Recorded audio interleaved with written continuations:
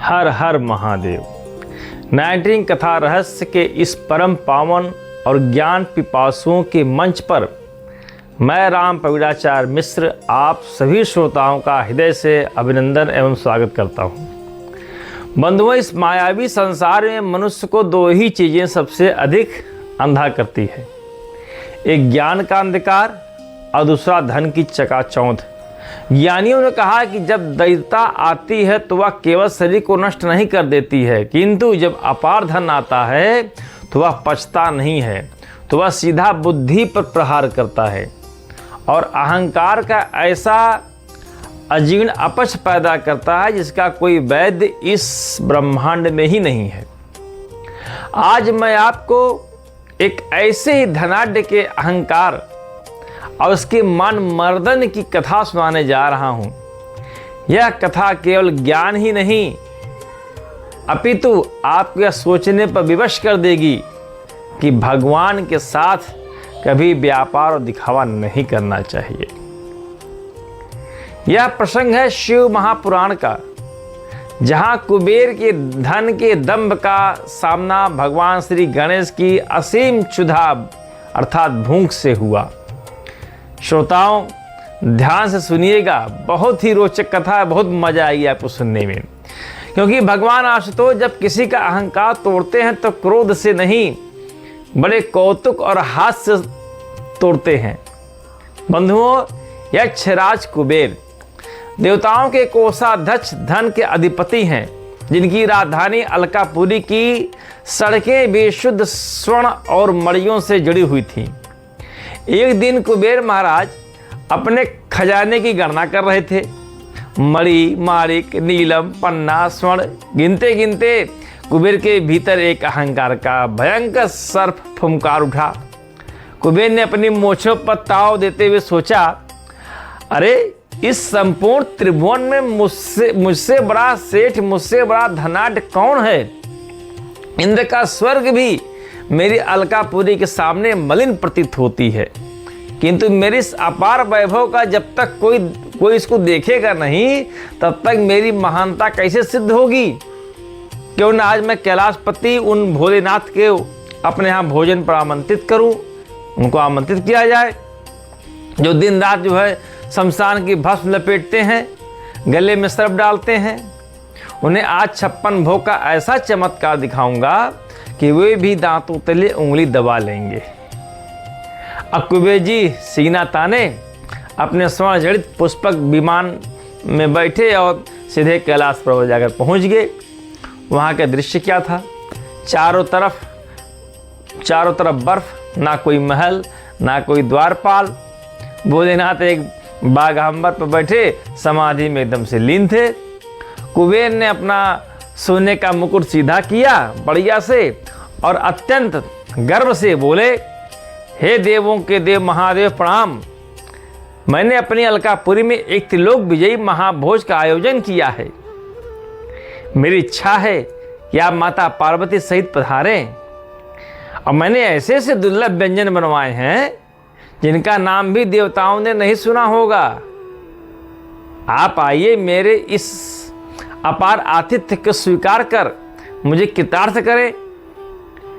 भोलेनाथ तो ठहरे अंतर्यामी। कुबेर के मन का वह सड़ा हुआ अहंकार तुरंत जो है वो सूंघ लिए, जान गए। उन्होंने अपने नेत्र खोले, एक हल्की सी रहस्यमयी मुस्कान उनके ओठों पर आई और वे बोले, हे यक्षराज, तुम्हारा निमंत्रण उत्तम है, किंतु हम तो ठहरे भस्मधारी अघोरी। हमारा उदर यानी कि पेट तो विष और भांग से भरता है। हमें तुम्हारे इस राजसी व्यंजनों से क्या प्रयोजन है? और देवी पार्वती अभी अनुष्ठान में व्यस्त हैं। इस प्रकार जब सुना तो कुबेर का मुंह लटक गया। तभी बाबा भोलेनाथ कौतुक करते हुए कहा, हाँ, मेरा पुत्र गजानन अत्यंत भोजन प्रेमी है, उसे मिष्ठान से बड़ा लगाव है। तुम उसे ही अपने साथ ले जाओ।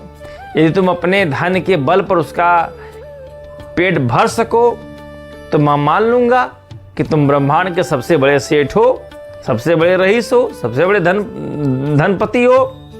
कुबेर ने मन ही मन उपहास किया और सोचने लगे अरे भोलेनाथ, आप भी कितने भोले हैं।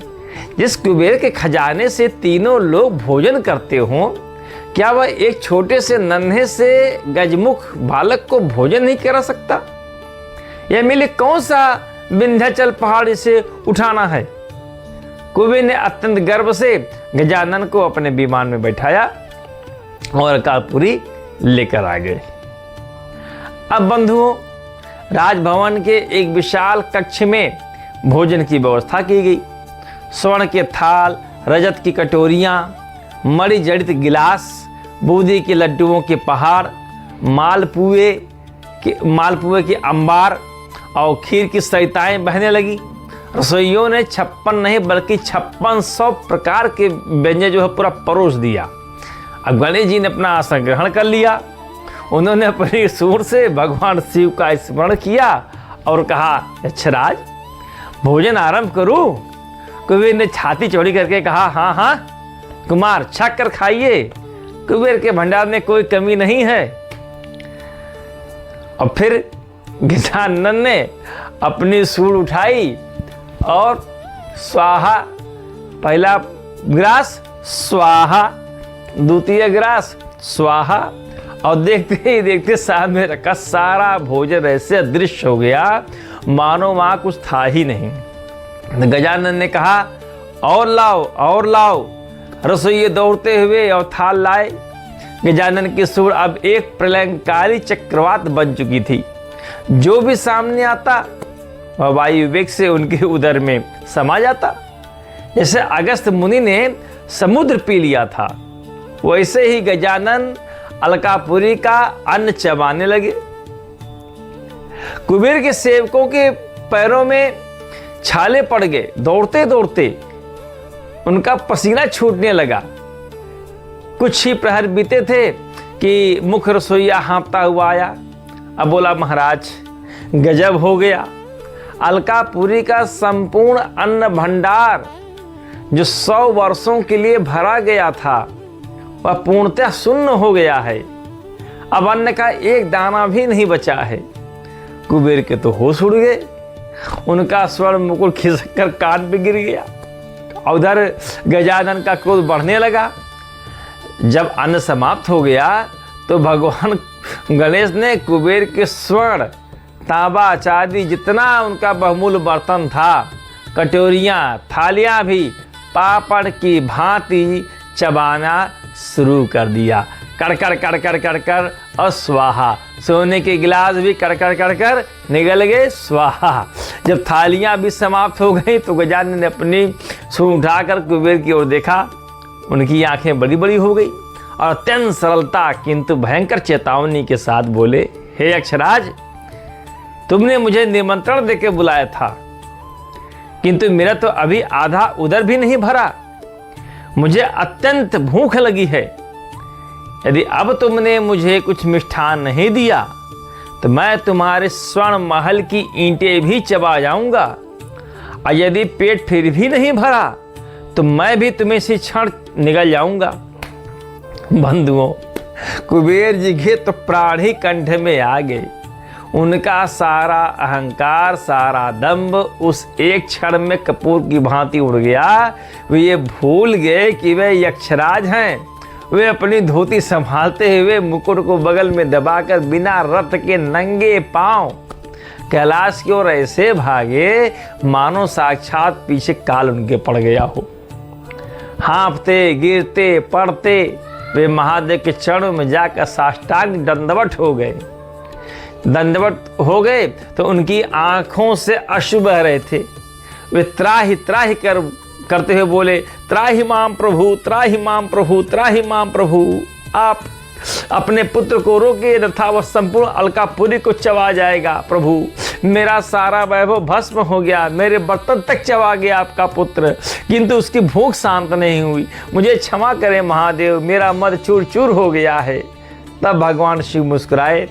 उन्होंने माता पार्वती की तरफ देखा तो माता पार्वती ने अपने पास रखी एक मुट्ठी लाई भुने हुए चावल को लिया।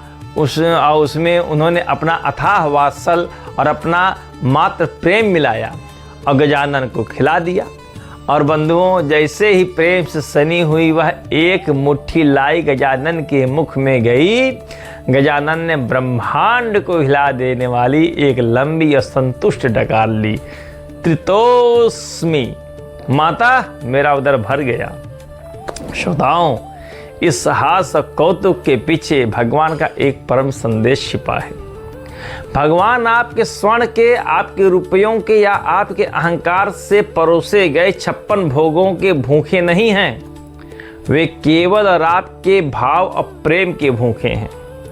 कुबेर का वह पहाड़ सा अहंकार भगवान का एक दांत भी नहीं भर सका, किंतु माता के प्रेम की एक मुट्ठी ने उन्हें पूर्णतृप्त कर दिया।